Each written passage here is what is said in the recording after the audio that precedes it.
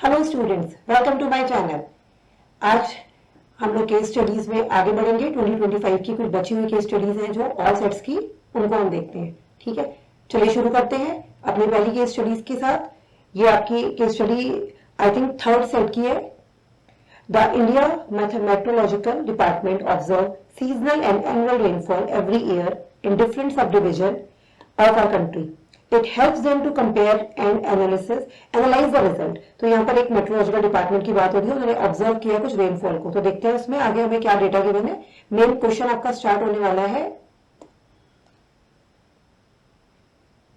Let's see, ये the table below shows sub division wise seasonal monsoon rainfall in millimetre इन 2023 का एक data हमारे पास आ गया। आप देख सकते हैं रेनफॉल और number of sub division given है। रेनफॉल है 200 से 400, 400 से 600, 600 से 800, ये पूरा डेटा है और नंबर ऑफ सब डिविजन भी हमें गिवन है। तो based on the information question क्या क्या है। फर्स्ट क्वेश्चन पूछ रहा है राइट द मॉडल क्लास। तो model class, right the model class. Model class क्या होती है? Model class is the class the highest frequency. तो हमारी हाईएस्ट फ्रीक्वेंसी चेक करिए, नंबर ऑफ सब डिविजन हमारी फ्रीक्वेंसी हो जाएगी। तो ये इसकी हाईएस्ट फ्रीक्वेंसी कौन सी है? 7। तो आपकी मॉडल क्लास क्या हो गई? आपकी ये 600 to 800। तो आप यहाँ लिख सकते हो, फर्स्ट वाला तो बहुत ही ईजी था। तो मॉडल क्लास हो जाएगी 600 to 800। तो आप यहाँ बोल सकते हो मॉडल क्लास ये होती है हमारी हाईएस्ट फ्रीक्वेंसी वाली क्लास। लिखने की जरूरत नहीं है, ठीक है। Highest frequency class is known as model class. The second part is asking find the median of the given data. अब आया हमारा क्वेश्चन, इसमें थोड़ी कैलकुलेशन करेंगे। Find the median. मीडियन का आपको फॉर्मूला पता होगा, तो मीडियन के लिए हमें क्या क्या चाहिए पहले हम वो देख लेते हैं। ठीक है, हम थोड़ा इसी में काम करेंगे। मीडियन, सबसे पहले मैं आपको मीडियन का फॉर्मूला बता देती हूँ जिससे आपके लिए ज्यादा क्लियर हो जाएगा। तो मीडियन के लिए हमें कुछ चीजें निकालनी पड़ेगी, मीडियन क्लास एवरीथिंग। तो देखिए median formula is L plus n by 2 minus cumulative frequency is capital N upon F into H। ठीक है, दिख रहा होगा शायद, ये है हमारा। ठीक है, L plus n by 2 minus CF upon F into H। तो अब यहाँ पर क्या क्या चीजें हैं। ये L है हमारी lower limit of median class, lower limit of median class. अभी हमने पीछे वाले क्वेश्चन में मॉडल क्लास की बात की थी, अब हम मीडियन क्लास समझेंगे क्या होती है। एन है आपकी नंबर टोटल, ये सम ऑफ फ्रीक्वेंसीज, ये आ जाएगा आपका एन। इसे ऐड कर लेंगे, आई थिंक इसका एडिशन आ रहा है 24। एक बार चेक करेंगे, ठीक है 24 आपका एन आ जाएगा सम ऑफ फ्रीक्वेंसी। फिर आपकी आ जाएगी C F cumulative frequency, F आ जाएगी आपकी frequency of the median class. जो मीडियन क्लास मिलेगी उसी की फ्रीक्वेंसी आपको लेनी है, मीडियन क्लास। एच होता है हमारा class size. Class size, class size कैसे निकालते हैं? क्लास साइज निकालते हैं upper limit minus lower limit, upper limit minus lower limit, लेकिन कौन सी? मीडियन क्लास की। तो इस वाले फॉर्मूले में सबसे इंपॉर्टेंट एक तो आपको फॉर्मूला याद होना चाहिए। सेकंड थिंग है, ये सब चीजें क्या क्या कह रही हैं। Capital L is known as lower limit of median class, N is sum of frequencies, C F is cumulative frequency, F is frequency of median class और H इज क्लास साइज। तो सबसे पहले मीडियन क्लास हो रहा है, तो median class क्या है, हम मीडियन क्लास कैसे फाइंड करते हैं, सबसे पहले हम ये देखेंगे। ठीक है, तो मीडियन क्लास आपकी कौन सी होगी कि जो भी आप देखो निकालने का तरीका, मीडियन क्लास निकालने के लिए जो आपका ये सम आया है, ठीक है ध्यान रखेंगे, इसका n/2, इसका सम का आधा करो। n/2 कितना हो गया? 24/2, ये हो गया हमारा 12। अब इसके नियर अबाउट 12 से नियर अबाउट जो भी हमारी फ्रीक्वेंसी आएगी, अब सबसे पहले हम सीएफ निकालेंगे, उसके बारे में पता चलेगा। सीएफ निकालते हैं हम, चलो सीएफ निकालिए। सीएफ निकालने आती होगी आप लोगों को। ये हो गया 3 में 4 ऐड करिए 7 में फिर 7 ऐड करो 14, देन 14 प्लस 4 18 प्लस 3 21 एंड ये 24। और जो लास्ट में आता है ना कम्युलेटिव फ्रीक्वेंसी के, यही हमारा सम भी होता है, दिस इज एन ओनली। तो ये हमने n/2 करा, हमारा 12 आया। अब आप देखो 12 से या तो 12 हो या उसके आसपास, उससे बड़ा, छोटा नहीं लेना है। तो 12 से बड़ा नंबर कौन सा है? 14। तो ये वाली जो फ्रीक्वेंसी है ये हमारी क्या आएगी? Median class. अब देखो मॉडल क्लास भी यही थी, मीडियम क्लास में जरूरी नहीं है हर बार ऐसा होगा, it depends on the questions. तो आपकी यहाँ पर मीडियम क्लास हमें ये मिल गई है। सबसे पहले तो हमने मीडियम क्लास ढूंढ दी, तो मीडियम क्लास मिल गई हमें, मीडियम क्लास मिल गई है हमें 600 to 800। तो इसकी लोअर लिमिट क्या हो गई 600, अपर लिमिट हो गई 800। इससे हमें लोअर लिमिट एल भी मिल गई, अब हमें एल हो गई 600। अब आप निकाल लीजिए इससे H class size, upper limit minus lower limit, तो क्लास साइज आपका आ जाएगा 200। ठीक है, तो क्लास साइज भी निकाल सकते हो, अब एच लिख देती हूँ मैं डायरेक्टली, एच हो जाएगा हमारा 200। ठीक है, upper limit minus lower limit. Clear हो गया यहाँ तक। इसके बाद हमें क्या चाहिए, अब आप सोच लोगे बहुत देर से सीएफ को फिल नहीं किया है, ये क्या है, सीएफ हमें कौन सा लेना है, ये बहुत ध्यान रखने वाली बात है। सीएफ हमें लेना है जो मीडियम क्लास है, जो हमारी मीडियम क्लास है उसकी प्रीसीडिंग वाला नंबर, प्रीसीडिंग क्लास का फ्रीक्वेंसी लेनी है। ठीक है, ये बहुत इंपॉर्टेंट चीज है कि सीएफ आएगी मीडियम क्लास की फ्रीक्वेंसी की प्रीसीडिंग, ये वाली ये आएगी। तो सीएफ हमारी क्या होगी यहाँ पर 7, क्या समझ में आ गया, मीडियम क्लास से प्रीसीडिंग क्लास वाली, उससे एक पिछला ऊपर वाली। तो ये हमें सब सारी चीजें मिल गई है। अब इनको हम लोग क्या करते हैं, फॉर्मूले में पुट करते हैं और सॉल्व करते हैं। तो ये आप देख लेंगे, इसमें थोड़ा सा मैं यहाँ पर बता देती हूँ आपको पूरा फॉर्मूला में पुट करके, इससे क्या होगा क्लियर हो जाएगा। मीडियम निकाल लेते हैं, मीडियन का फॉर्मूला दोबारा से लिख देती हूँ एक बार, L प्लस n/2। याद नहीं है तो फॉर्मूला याद कर लो बच्चों, CF बिना फॉर्मूले के नहीं होगा। मीडियन से 2-4 सालों से रेगुलर क्वेश्चंस आ रहे हैं और ये तो हमारा केस स्टडी में ही आ गया है, तो बहुत अच्छी बात है।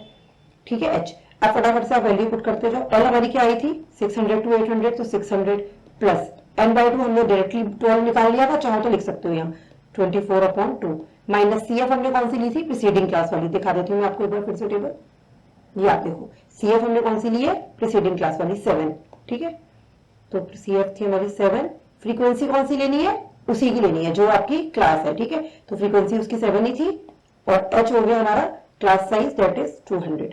ठीक है, अब आप इसकी फटाफट से कैलकुलेशन कर लो, 600 प्लस ये आ जाएगा 12 माइनस 7/7 इंटू 200, 600 ऐसे रखो प्लस ये आ जाएगा 12 माइनस 7 5/7 इंटू 200।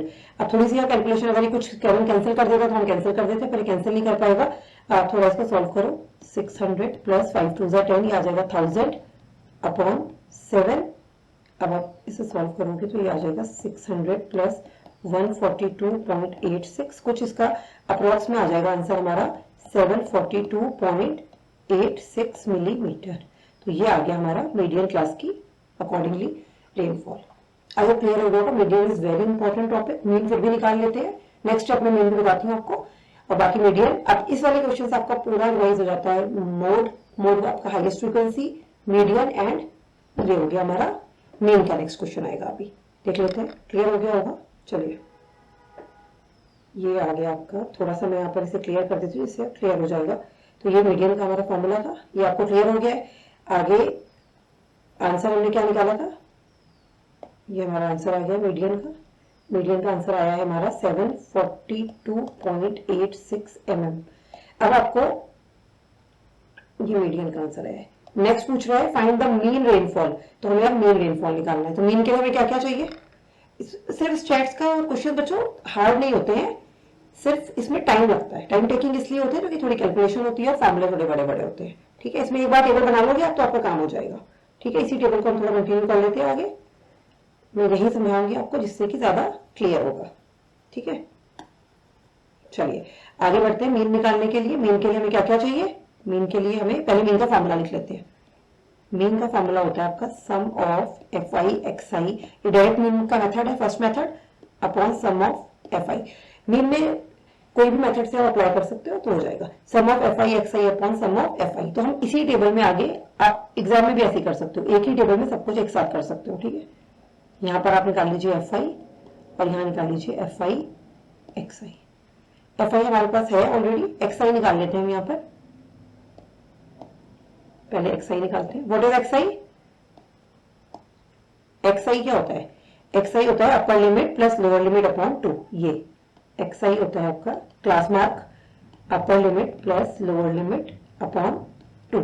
ठीक है, तो हम यहाँ से सबकी भी निकाल लेते हैं। देखो upper limit plus lower limit, ये 200 400 ऐड करिए कितना हो गया 600 अपॉन 2 300, तो आपका ये आ गई है 300।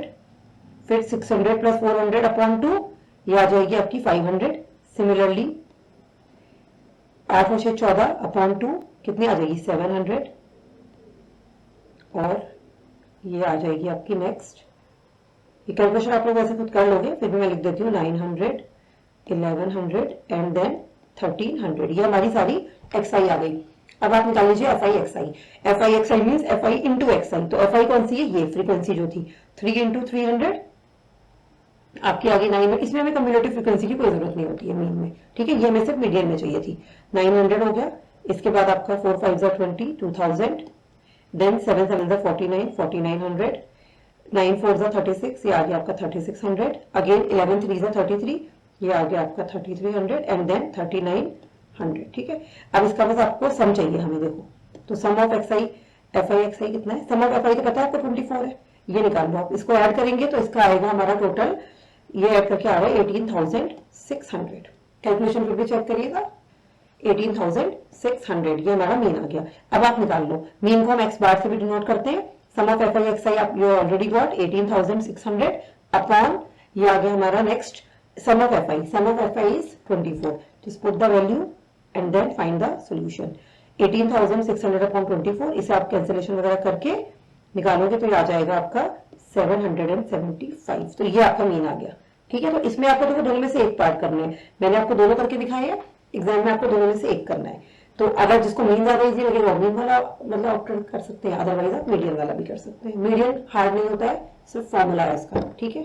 चलिए आगे बढ़ते हैं। हमारा इसके स्टडी का लास्ट क्वेश्चन क्या कह रहा है, if a sub division having at least 800 millimetre rainfall during monsoon season consider at good rainfall. वो कह रहे हैं जहां एटलीस्ट 800 मिलीमीटर रेनफॉल हुई है उसको गुड रेनफॉल के लिए कंसिडर कर रहे हैं। तो then how many sub division had good rainfall. तो जस्ट ये तो टेबल से चेक हो जाएगा डायरेक्टली। ये आप देखो कहां पर 800 से अच्छी रेनफॉल हुई है, तो ये आप यहां पर लिख सकते हो good rainfall sub division areas कौन कौन से हो गए, गुड रेनफॉल एरियाज ये आ गए आपके। मिनिमम आपको लेनी है 800, तो 800 वाला तो आपको लेना ही है। तो ये 800 से शुरू करते हैं, 800 टू ये वाली, इसमें कितनी फ्रीक्वेंसी थी 4 प्लस इसकी 3 एंड देन 1200 टू 1400 3, तो टोटल हो गई आपकी 4 और 6 10, ठीक है। तो 10 एरियाज हैं, इसका आंसर सिंपल था, 10 एरियाज हैं आपके जिसमें गुड रेनफॉल कंसिडर की गई है, ठीक है। आई होप क्लियर होगी केस स्टडी। आगे बढ़ते हैं नेक्स्ट केस स्टडी के लिए। नेक्स्ट केस स्टडी क्या रही है, ये नेक्स्ट सेट की आई थिंक फर्स्ट है, वो पिछले सेट की ही पुरानी केस स्टडी थी 36 नंबर की। 36 question section E. First question, the Olympic symbol comprises 5 interlocking rings represent the union of 5 continents of the world and the meeting of athletes from all over the world at Olympic games. तो ये हमारी वैसे कहानी किसी काम की नहीं है, फिर भी पढ़ लो, यहाँ कुछ रिंग्स की बात हो रही है, अभी हम आगे देखेंगे। In the order to spread awareness about Olympic Games, student of class 10 took part in various activities organized by school. Okay, one such good group of students made, अब ये हमारा आ गया, यहाँ से क्वेश्चन स्टार्ट है। One such group of student made 5 circular rings in the school lawn with the help of rope. ठीक है, 5 circular ring बनाए हैं with the help of rope, ठीक है। each circular ring required 44 metre of rope. तो हर circular ring को बनने के लिए 44 मीटर ऑफ रोप चाहिए होती है, ये हमें गिवन है। तो length of rope we already know. अच्छा, also in the shaded region as shown in the figure students made rangoli showcasing various sports and game. जो शेडेड रीजन है यहाँ पर इन्होंने कुछ रंगोली वगैरह बनाई है। It is given that triangle OAB is an equilateral triangle. अच्छा, ये भी वेरी इंपॉर्टेंट इन्फॉर्मेशन है कि OAB एक इक्विलेटरल ट्राइंगल है, ये दिख रहा है आपको फिगर में OAB, ठीक है। And all unshaded regions are congruent, और जितने भी अनशेडेड रीजन है ये सब कॉन्ग्रेंट है, दैट मींस इक्वल है। इनके कोई भी इनकी जितनी भी ये कॉर्ड वाली जो आपको अनशेडेड दिख रही है white portion, these all are congruent. Clear. अब इसके लिए हमें क्वेश्चन क्या क्या कह रहे हैं। पहला क्वेश्चन क्या कह रहा है, find the radius of each circular ring. तो ये सिंपल क्वेश्चन है, radius of each circular ring. हमें एक सर्कुलर रिंग की रोप दे रखी है, लेंथ ऑफ रोप कितनी थी 44 मीटर, मतलब दैट मींस पूरा पेरीमीटर या सर्कमफ्रेंस कह सकते हो। तो लेंथ ऑफ रोप जो है, ये फर्स्ट पार्ट है, लेंथ ऑफ रोप, ये आपकी सरकमफ्रेंस ऑफ सर्कल है, दैट इज 2 पाई आर। ठीक है, ये कितनी दे रखी है हमें 44 मीटर। इससे रेडियस निकाल लो आप। तो R 44 is equals to 2 into 22/7 into are.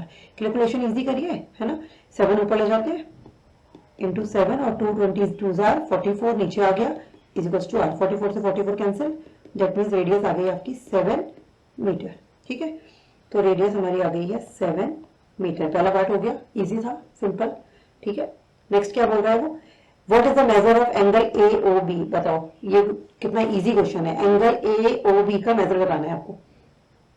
ये रहा ट्राइंगल, क्या बोला है क्वेश्चन में हमें, ऑलरेडी गिवन है कि O A B is an equilateral triangle. तो हमें सेकंड पार्ट में कुछ नहीं करना, हमें बोल रखा है कि ट्राइंगल ओ ए बी एक इक्विलेटरल ट्राइंगल है। और इक्विलेटरल ट्राइंगल के तीनों एंगल कितने होते हैं, इक्विलेटरल ट्राइंगल गिवन है, ये हमें ऑलरेडी गिवन है। तो आप क्या करो, इसमें डायरेक्टली लिख सकते हो angle A O B is 60 degree. ठीक है, हो गया ये भी। दो 2 मार्क्स कितनी देर लगी, हार्डली 2 मिनट्स। तो ये ऐसे ही कुछ क्वेश्चन बहुत इजी भी आ जाते हैं आपके, 2 नंबर के हो भी गए हैं। अब नेक्स्ट है थोड़ा, अभी 2 मार्क्स का है, इसमें कैलकुलेशन होगी, पक्की बात है। नेक्स्ट देखते हैं, नेक्स्ट क्वेश्चन क्या कह रहा है कि find the area of shaded region R1। ये ध्यान रखेंगे, मैं सिर्फ यहाँ पर R1 की बात हो रही है, सारे शेडेड रीजन की बात नहीं हो रही है, सिर्फ R1। R1 फिगर में कहा है, आप ये देखो, इस पहले वाले सर्कल में R1 हमें गिवन है। अब इसमें सिर्फ शेडेड रीजन का निकालना है, तो बहुत ध्यान से डायग्राम को देखो। मैं यहाँ बनाऊं सर्कल एक छोटा सा अलग आपके लिए, एक ही सर्कल है, ये है। ठीक है, इसका हमें सिर्फ शेडेड रीजन का निकालना है। ये ट्राइंगल है, ठीक है, शेडेड रीजन हमारा ये पूरा है, पूरा सर्कल में इतना। ट्राइंगल भी शेडेड में आ रहा है और आपका ये नहीं आ रहा है, ये 2 पार्ट आपके शेडेड में नहीं आ रहे हैं। इसके ये वाला ट्राइंगल का आधा इतना, ये 2 चीजें हमारी शेडेड में नहीं आ रही है। जो व्हाइट पोर्शन है उसको हटाना है। तो हम क्या क्या करें इसके लिए, इसके लिए हम लोग कर लेते हैं, देखो आप डायग्राम बहुत अच्छा नहीं बना था आई थिंक चलो इसे समझेंगे। ट्राइंगल ओ ए बी, और ये सबसे पहले हमें क्या क्या चाहिए इसमें, पहले आप ये चीज देखो हमें क्या क्या निकालना है इसमें। एरिया हमें सर्कल का चाहिए, एरिया ऑफ सर्कल, पूरे सर्कल का एरिया निकाल लेते हैं। ठीक है, अब सेक्टर, इसमें अगर आप ओ ए बी सेक्टर का एरिया निकाल लो, area of sector, okay. Then एक ट्राइंगल है इक्विलेटरल ट्राइंगल, हम इन सबके एरिया पहले निकाल लेते हैं, फिर देखते हैं हमें किस किस का एरिया की रिक्वायरमेंट है, किसकी नहीं है। एरिया ऑफ सर्कल आपका होता है पाई आर स्क्वायर, आर आपने ऑलरेडी फाइंड कर लिया है 7, तो 22/7 इंटू 7, 7 से 7 कैंसिल हो गया, 22 इंटू 7 आ जाएगा आपका 154 मीटर स्क्वायर। फिर आपसे बोल रहा है एरिया ऑफ सेक्टर निकालो, एरिया ऑफ सेक्टर हो गया आपका θ/360 इंटू पाई आर स्क्वायर। अब देखो कैलकुलेशन थोड़ी इजी बनाते हैं, पाई आर स्क्वायर आपने ऊपर ऑलरेडी निकाल दिया है अभी पीछे वाले पार्ट में, तो बार बार नहीं निकालना। ठीक है, बार बार फिर वैल्यू पुट करोगे 22/7 इंटू 7 इंटू, क्यों, इजी बना क्वेश्चन को। थीटा आपको पता है 60 डिग्री, आप एंगल भी निकाल चुके हो, upon 360 into pi are square आपने निकाल दिया 154। इसकी आप कैलकुलेशन करोगे, 60 से डायरेक्टली काट दो 6 बार, और ये आपका कितना आ जाएगा, 6 से डिवाइड कर दो 154 को, तो ये आ रहा है आपका 25.67 मीटर स्क्वायर। तो एरिया ऑफ सेक्टर आ गया, एरिया ऑफ सर्कल आ गया। अब ट्राइंगल और है हमारे पास, तो एरिया ऑफ इक्विलेटरल ट्राइंगल। अच्छा, इक्विलेटरल ट्राइंगल के एरिया का फॉर्मूला √3/4a स्क्वायर, ए मतलब साइड, यहाँ पर साइड क्या है, साइड इज रेडियस। ठीक है ना, देख लो ध्यान से, साइड क्या है यहाँ पर, इक्विलेटरल ट्राइंगल की साइड हमारी रेडियस ऑफ सर्कल है। तो रेडियस ऑफ सर्कल में ऑलरेडी पता है 7, तो यहाँ पर आप कैलकुलेशन कर लो √3/4 इंटू 7 का स्क्वायर, ये आ जाएगा आपका √3/4 इंटू 49, इसको सॉल्व कर लो 1.73 इंटू 49/4। 1.73 हमें यूज करनी पड़ेगी क्योंकि हमें पूरी कैलकुलेशन करनी है। 21.22 मीटर स्क्वायर। अब निकालना क्या है, देखो सब हमारे पास आ गया, एरिया ऑफ सर्कल हमने निकाल लिया, सेक्टर आ गया, और एरिया ऑफ इक्विलेटरल ट्राइंगल आ गया। हमें निकालना है area of shaded region R1। तो उसके लिए हमें क्या क्या चाहिए, R1 का शेडेड रीजन का एरिया चाहिए। उसके लिए हमें क्या क्या चाहिए, shaded region R1 is equals to, पूरे सर्कल का एरिया निकालो, area of circle minus 2 times area of sector O A B, ध्यान से देखो क्या लिख रही हूं मैं, sector O A B minus area of triangle. देखो आई बात समझ में क्या क्या बोल रहा है क्वेश्चन, कि एरिया ऑफ सर्कल, पूरे सर्कल का एरिया निकाला और सेक्टर का एरिया और एरिया ऑफ ट्राइंगल, तो ये हमें इसमें से माइनस कर देना है। तो एरिया ऑफ सर्कल कितना निकाल लिया आपने, अब आप कैलकुलेशन सब हो चुकी है, सिर्फ वैल्यू पुट करते रहो, सॉल्व करते रहो। एरिया ऑफ सर्कल कितना है, एरिया ऑफ सर्कल है हमारा, कहाँ गया, ये रहा 154 माइनस 2 इंटू 25.67 माइनस 21.22, इसी कैलकुलेशन आप कर लोगे मुझे लगता है। 154 माइनस 2, अब माइनस करोगे तो 4.45 आएगा और इसका फाइनल आंसर आएगा आपका 145.1 मीटर स्क्वायर। ये है फाइनल आंसर।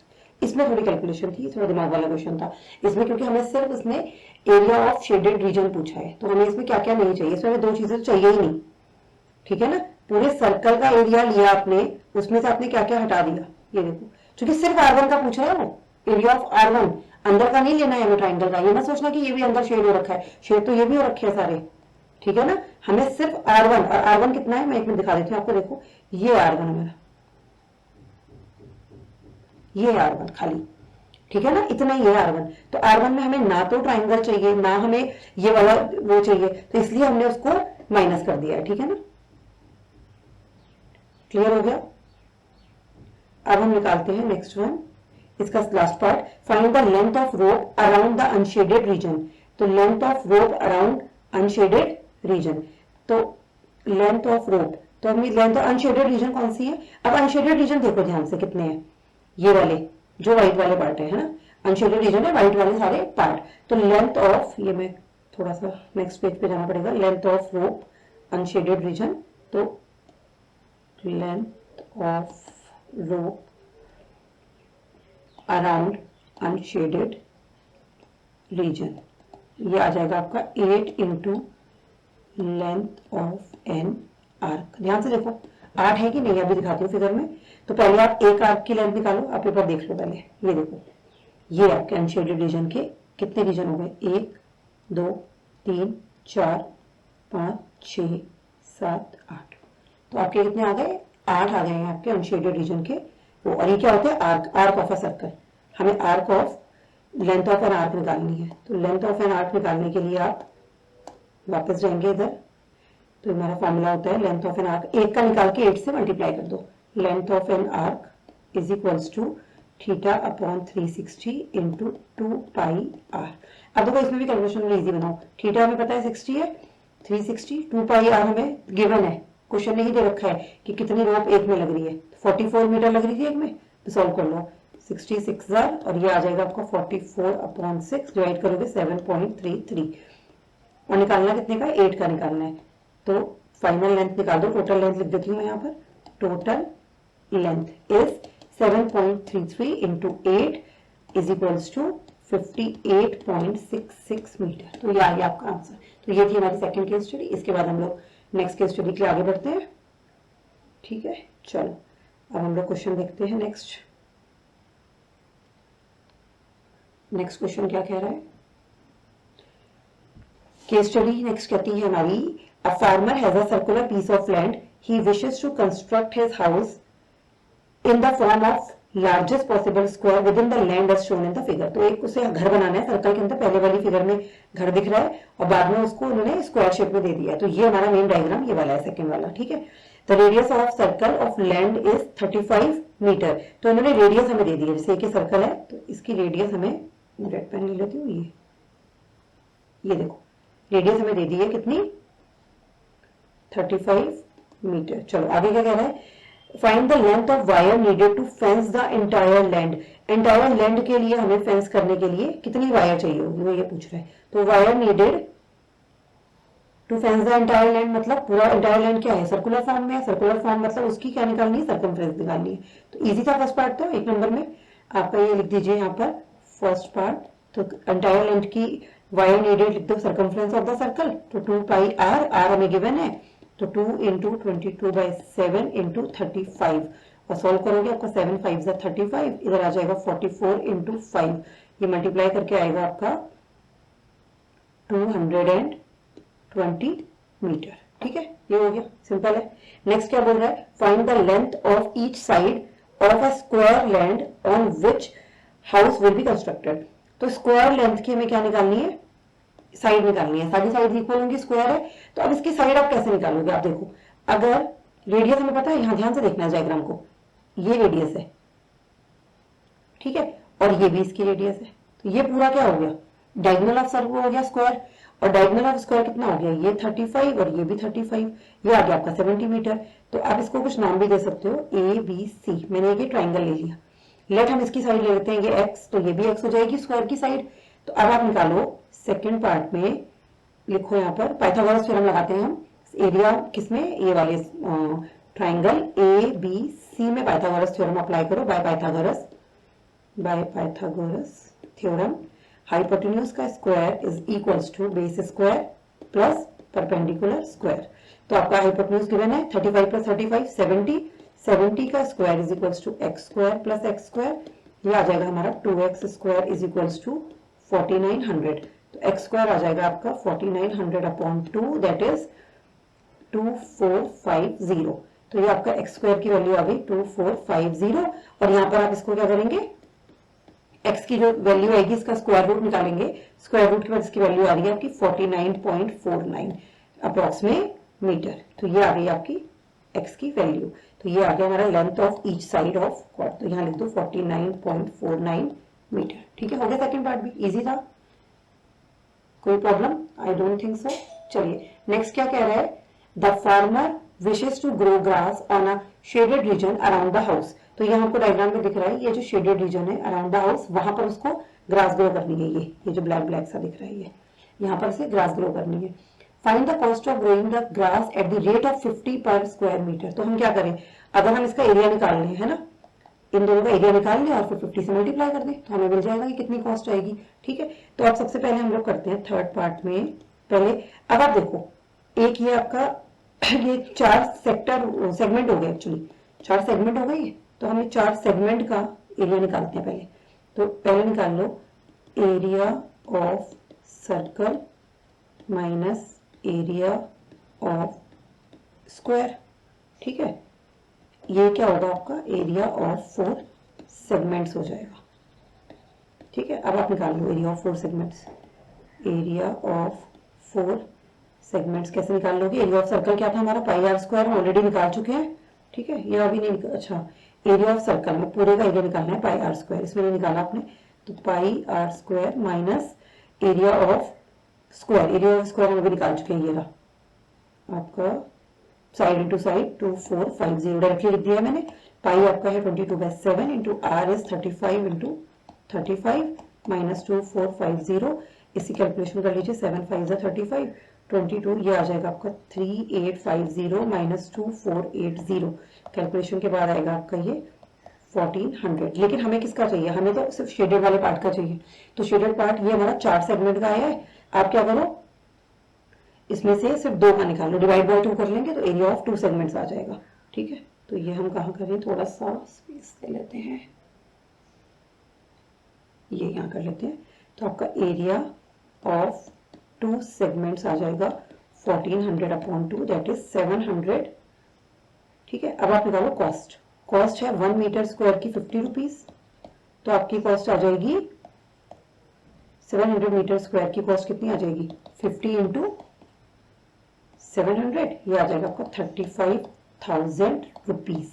तो ये आ गया हमारा आंसर 35,000 रुपीज। राइट, क्लियर हो गया, आई थिंक आ गया होगा। बस अब ये इसका लास्ट पार्ट है, सिंपल है। Find the ratio of area of land on which house is built to remaining area of circular piece of land. तो ये बताना है हमें कि find the ratio of area of land on which house is built to remaining area of circular piece of land. तो यहाँ पे क्या कह रहा है ये कि रिमेनिंग एरिया निकाल लेते हैं। रिमेनिंग एरिया हमारा कितना है, ये निकाल चुके हैं एरिया ऑफ सेगमेंट्स। तो ये एरिया ऑफ जो 4 सेगमेंट्स है, देखो मैं दिखाती हूँ ऐसे, ये जो एरिया ऑफ 4 सेगमेंट्स आपने निकाला है, यही तो एरिया ऑफ रिमेनिंग पार्ट है। डायग्राम में देखो, ये देखो डायग्राम में ध्यान से, एरिया ऑफ ये निकाल के इससे स्क्वायर वाले इसी के अंदर तो आपका ये बना है ना, तो हमें इसका रेशियो निकालना है दोनों का। बस ये देखो आप कैसे कर लेते हैं, थोड़ा स्पेस कर लेते हैं, यहाँ आ जाएगा ये। तो रेशियो पहले ये लिखो आप, थर्ड का बी पार्ट है ये, बेसिक लिखो गया। रिमेनिंग एरिया, रिमेनिंग एरिया है हमारा 1400 और एरिया ऑफ हाउस है, area of house x square that is 2450 already हमने निकाल दिया ऊपर। अब आप निकालो रेशियो इनका, तो रेशियो आएगा आपका हाउस अपॉन रिमेनिंग एरिया। देखो रेशियो किसका पूछ रहा है, वो area of land on which house is built, जहां हाउस बना है वो तो स्क्वायर है, उसका area upon to the remaining area of circular piece of land. तो ये आपने ऐसे करके इस सॉल्व कर देना, ये आ जाएगा आपका 0 से 0 काट दो और ये 5 से कट जाएगा, ये आ गया लास्ट में आएगा 7:4। तो ये हमारा इसका आंसर आ जाएगा 7:4। क्लियर है? आई होप समझ में आ गई होगी। अच्छी केस स्टडीज थी ये तीनों ही। ठीक है, फिर आगे बढ़ेंगे। चलिए।